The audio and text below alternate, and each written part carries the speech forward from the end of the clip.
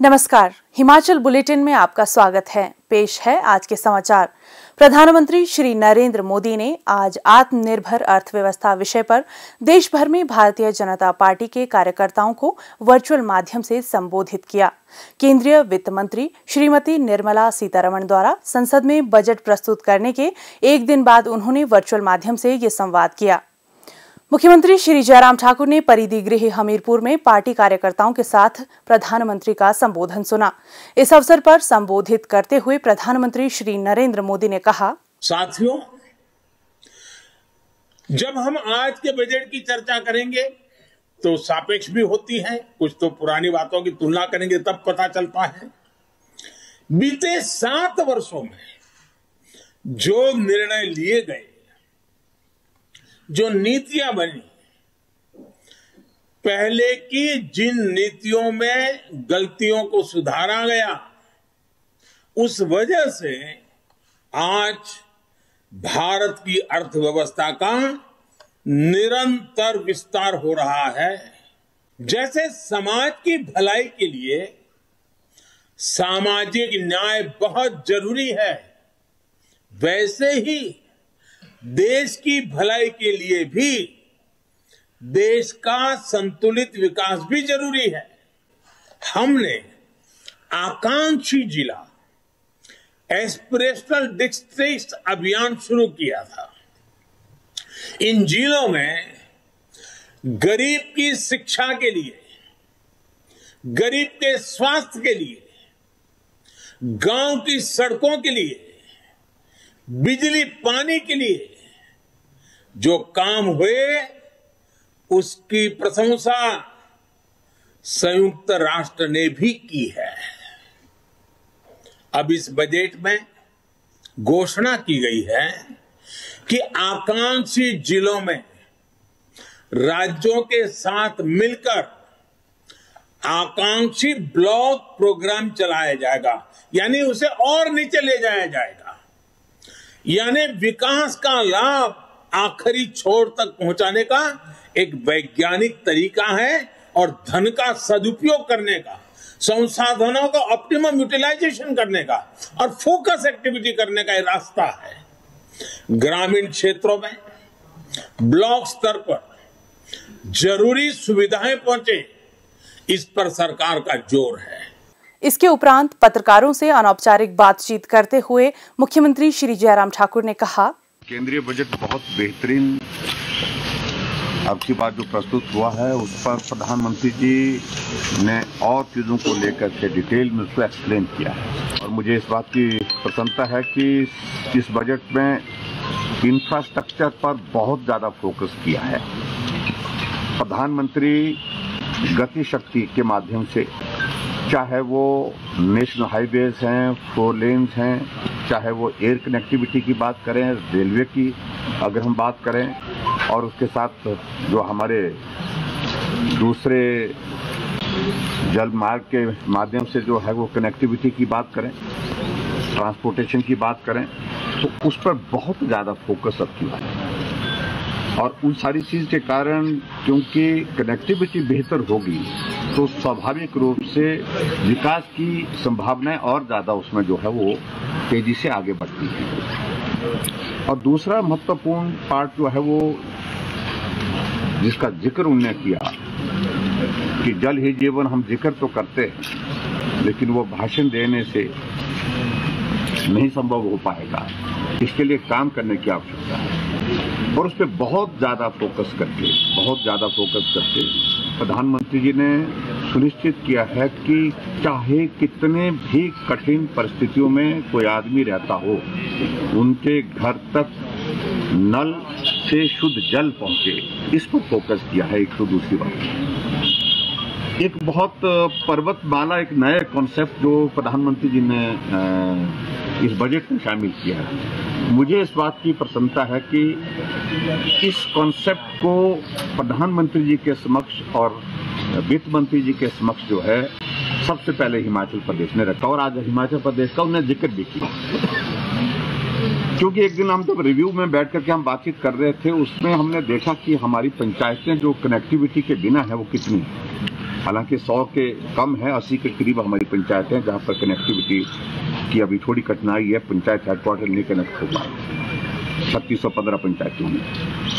तो जब हमने उसका रीजन पूछा तो मालूम पड़ा कि एक तो फॉरेस्ट की क्लियरेंस का इशू है, दूसरा जो है वो टेरेन इतना टफ है, मुश्किल है, तो वहां अभी बहुत सारा पैसा लगेगा, बहुत सारा समय लगेगा सड़क को पहुंचाने के लिए। तो फिर उसके बाद चर्चा के माध्यम से एक विषय निकला कि क्या ये संभव है कि हम रोपवे के माध्यम से कनेक्टिविटी को जो है वहां पर करने की स्थिति में हो सकते हैं, क्योंकि प्रदेश सरकार के पास तो संसाधन नहीं है। तो हमने तुरंत उस बैठक के बाद प्रधानमंत्री जी को भी लिखा और निर्मला सीतारमण जी को भी लिखा, और दोनों से प्रधानमंत्री जी से मिलने का भी हुआ और फाइनेंस मिनिस्टर से भी हमारा मिलना हुआ। मिल करके हमने आग्रह किया कि इसको बजट प्रोविजन के अंतर्गत केंद्र से डाला जाए। जहां सड़कें नहीं पहुंच रही हैं वहां सड़कें पहुंचाने में सुविधा होगी। सड़कें बढ़ने से पेड़ कटेंगे, फॉरेस्ट प्रॉपर्टी को उसमें डैमेज होगा, पर्यावरण खराब होगा। तो ये बहुत सरलता से किया जा सकता है, सहजता से किया जा सकता है। और मुझे इस बात की प्रसन्नता है कि वित्त मंत्रालय ने उस प्रस्ताव को हमारे स्वीकार किया और आज पूरे देश भर के लिए उसको एक कॉन्सेप्ट के रूप में आगे बढ़ाने के लिए प्रधानमंत्री जी ने आज इसका जिक्र किया। दूसरा एक नया विषय जो है, जो प्राकृतिक खेती का एग्रीकल्चर सेक्टर, क्योंकि हमारे देश की आबादी का लगभग 90% जो है वो 80% के लगभग जो है ग्रामीण क्षेत्रों में रहता है, वो कृषक है, किसान है, और हिमाचल प्रदेश का तो 90% है। तो ऐसे में किसानों की आय दुगनी करना एक विषय, और दूसरा किसान जो है वो जो रसायन मुक्त जो है भोजन हासिल कर सके, तो इस दिशा में आगे बढ़े। उसमें एक बड़ा कॉन्सेप्ट जो हमने शुरू किया वो शुरू किया उनने, एक कॉरिडोर जो है वो गंगा के साथ लगते हुए जितने भी प्रदेश हैं उसको बनाने के लिए उनने आज उसमें घोषणा की है। इस बजट में उसने प्रावधान किया है 25,000 किलोमीटर लंबा और 10 किलोमीटर चौड़ा कॉरिडोर। ये एक बहुत बड़ा एक कॉन्सेप्ट है। और प्राकृतिक खेती में सबसे पहले अगर किसी प्रदेश ने इसको अपनाया और शुरुआत की, बजट में प्रोविजन किया, तो उसमें हिमाचल का पूरे देश भर में। और मुझे इस बात की खुशी है कि इसको आगे बढ़ा करके उनने एक प्रयत्न किया। और उसमें सब दूसरा बात है जो प्रधानमंत्री ग्राम सड़क योजना जब से आई है, अटल जी ने इस कॉन्सेप्ट को शुरू किया और 60,000 करोड़ के बजट के साथ उन्होंने शुरू किया था इस कॉन्सेप्ट को। आज मुझे इस बात की प्रसन्नता है, अटल जी हमारे बीच में नहीं है, उनको ये श्रेय जाता है। आज हिमाचल प्रदेश में अस्तित्व में आने के पश्चात टोटल रोड नेटवर्क जो है 38,000 किलोमीटर का है। 38,000 किलोमीटर में से उसमें 50% से 51% से ज्यादा जो है वो सिर्फ पीएमजीएसवाई का कंट्रीब्यूशन है। 51% से ज्यादा कंट्रीब्यूशन सिर्फ प्रधानमंत्री ग्राम सड़क योजना का है। अगर पीएमजीएसवाई नहीं होती तो आज भी मैं इस बात को दावे के साथ कह सकता हूं लगभग 50% पंचायतें हमारी सड़क की कनेक्टिविटी के बिना होंगी। तो प्रधानमंत्री उस वक्त के अटल जी को ये श्रेय जाता है और आदरणीय प्रधानमंत्री नरेंद्र मोदी जी ने इसको आगे बढ़ाया। और इसमें अब की बार सबसे बड़ी प्रसन्नता की बात है, उसमें जो इंक्रीज की है बजट में 36% इंक्रीज की है। ये एक बहुत बड़ी हमारे लिए खुशी की बात। और हिमाचल जैसे स्टेट के लिए तो पीएमजीएसवाई के माध्यम से जो है वो सड़कों को ऐसे भी गति मिली और उसमें और भी चीजों को लेकर के मिलेगी। मैं यही कहना चाहूंगा कि हिमाचल प्रदेश के लिए ये बजट हमारे लिए बहुत महत्वपूर्ण है जो केंद्र ने प्रस्तुत किया है। और उसमें सबसे बड़ी बात ये है कि जो एक स्पेशल ग्रांट का जो प्रोविजन रहता था वो 10,000 का रहता था, 10,000 करोड़ का रहता था पहले।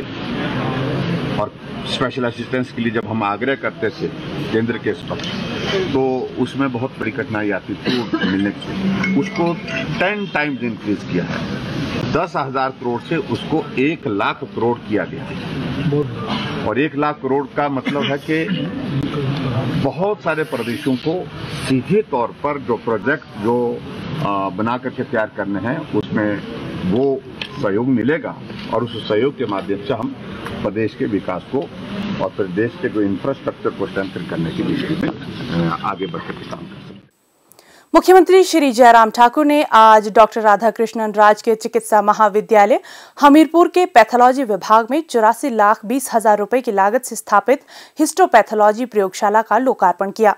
उन्होंने बायोकेमिस्ट्री विभाग में 15 लाख रुपए की लागत से स्थापित ऑटोमेटेड बायोकेमिस्ट्री एनालाइजर का लोकार्पण भी किया। इस सुविधा से 1 घंटे में 360 फोटोमेट्रिक जांच तथा कोविड-19 मरीजों के बायोकेमिस्ट्री टेस्ट भी किए जा सकेंगे।